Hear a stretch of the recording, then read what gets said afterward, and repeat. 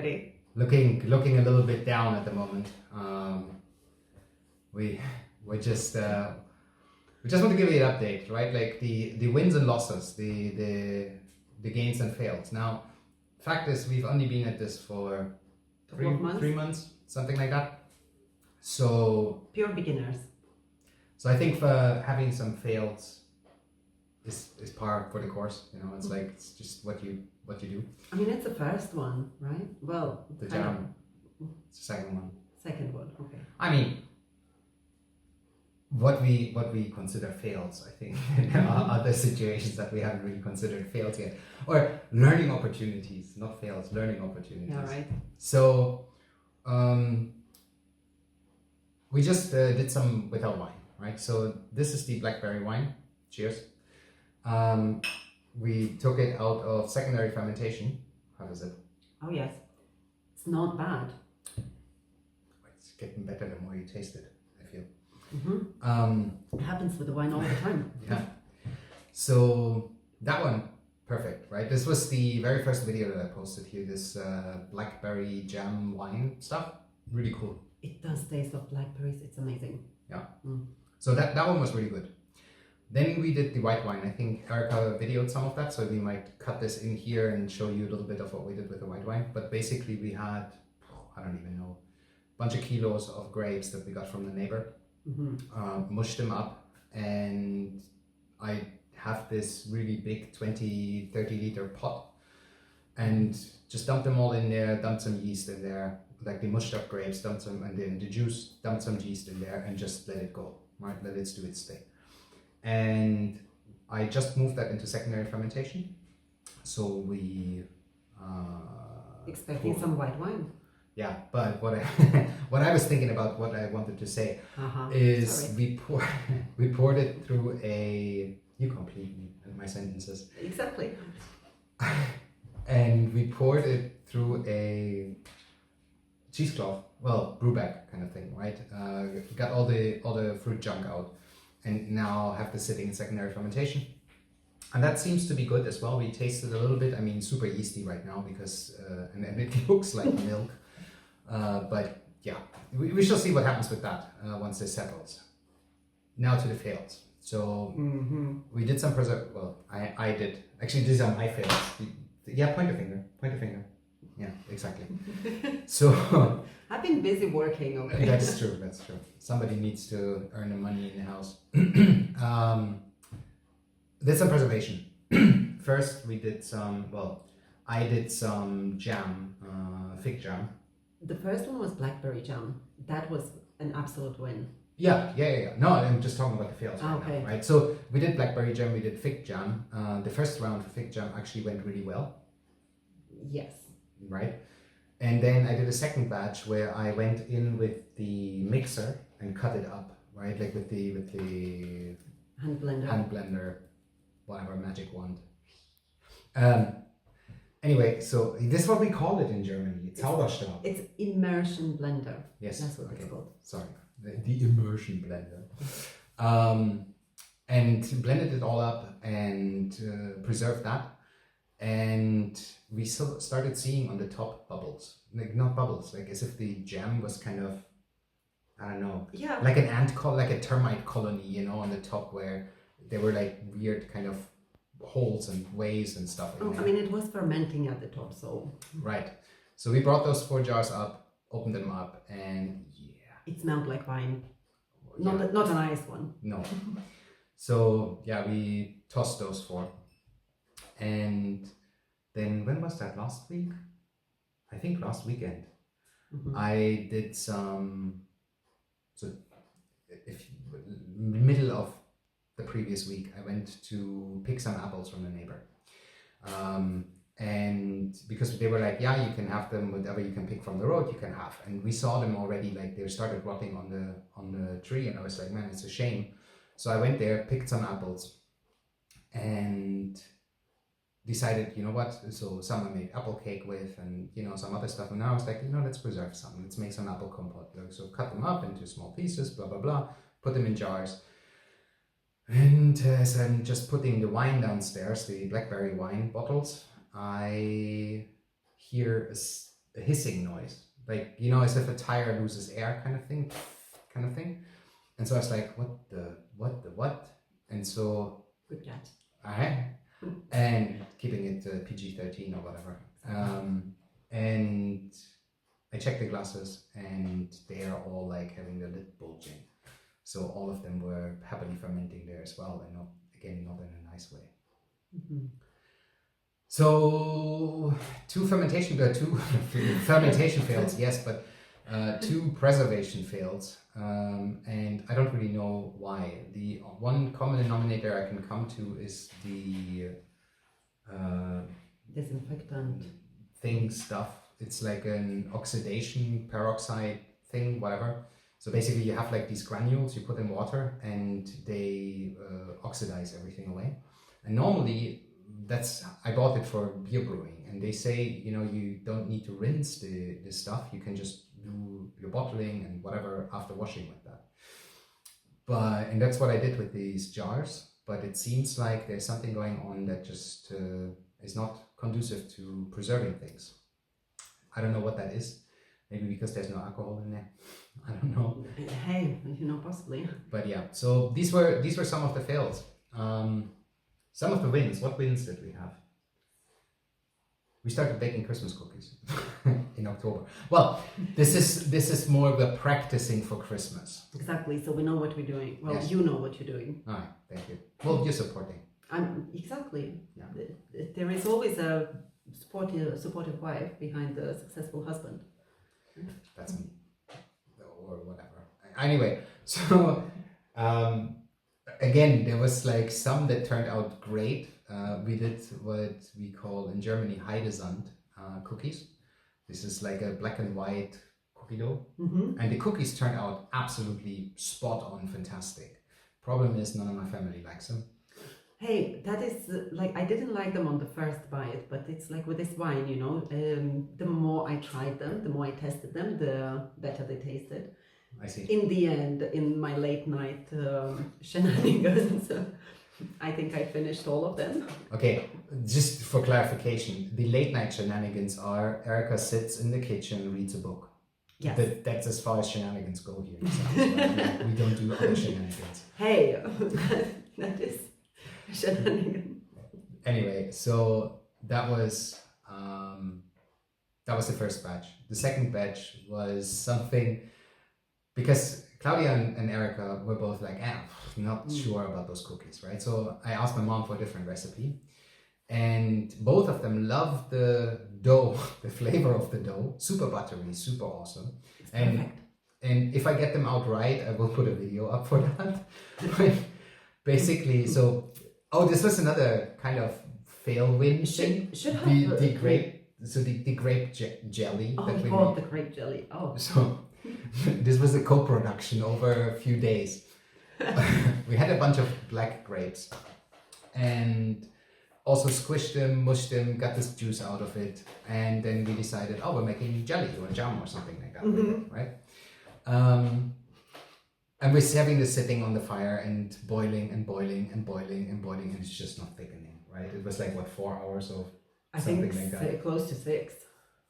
I mean, it was like half the amount, but it was just not thickening. Not setting, yes. So then we went, okay, we need to put something in there, right? Like something to jellify that. And I think I had a packet of agar-agar that I found in the store, and we tossed the whole packet of that in, and there was still nothing happening. It was still liquid. I think we didn't wait long enough, to be honest. No. That was the first. That was the vegetable stuff. Then to say, okay, listen, we need to get this thickened up, and by the time it was also so dang sweet, you couldn't do anything with it. So we needed to put more liquid in. Then I was like, okay, you know what? F it. We're just using gelatin. So I did this, put the gelatin in, whatever. But at some point, I needed to leave the house, and Erica had just come home, and she brought more gelatin with her and checks it, and because it was starting to cool down, but it wasn't there yet. And so Erica checks it and goes like, man, this is still liquid, and put some more gelatin in. I think there was like, you said you did the test. Oh yes, you left a little bowl cooler. in the fridge but it was like there for maybe, I don't know, 10, 15 minutes or something. Something like that. So I check it, it's still exactly the same kind of liquid like this, you know. Yeah. So I just chuck another bag or two of gelatin in that pot. So anyway, that stuff is like really hot. You need a knife, right? You can slice it very thinly to put it on your. I'm totally showing you the example. Yeah. That stuff doesn't move. Need the chisel and a hammer here. Yeah. So anyway, so I decided in my, wisdom of many years of whatever, to make the cookies. So the way the cookies are formed, you make like a little dough ball, press it a little bit flat, and with the finger or with like the end of a cooking spoon, you poke a bit of a dent in there, and then you put jam in there. Now, if you use a normal jam, that would just heat up in the oven and start to congeal even more, right? Caramelize kind of thing, yeah. I, in my, like I said, years of wisdom, or whatever, zeitige Umnachtung, use this. So cut little chunks, put them there. The thing is that the moment that I put them into the oven, they obviously went straight back to super liquid, soaked a little bit in the dough, but mostly ran all the way over the tray and destroyed on top of that the shape of the cookies. So they all looked like somebody took a really kind of yellowish dump on the baking tray. It was fantastic. I mean, they taste great. It's just you have to eat them like this, so you don't see what you That put is in. nonsense. I absolutely love those cookies, and Claudia loves them, and I ate them another one night of the night shenanigans. I basically ate most of them. Okay. Anyway, so once I get them with probably the blackberry jam, which is the only jam that we've gotten right so far. No, it's not true. The first fig jam but I think the blackberry would be better on those cookies, just flavor-wise. Anyway, Okay. So when I get them right, I will put a video up. Yes. Right. I have a confession. Confess away. Mm-hmm. So yesterday, I took off my glasses and put them on the bed, and then we fell with Claudia. You break them. So this is not. Oh, nice. This is like going all over the place. I mean, both of the legs were bent down. This one. And that's why we can't have nice things. This one seems to be okay, but this one is, I think, a bit screwed. And Optician. yeah, I might go to the same one where I bought it. Oh, if you went back there. No. Makes sense. See. But yeah. So yes.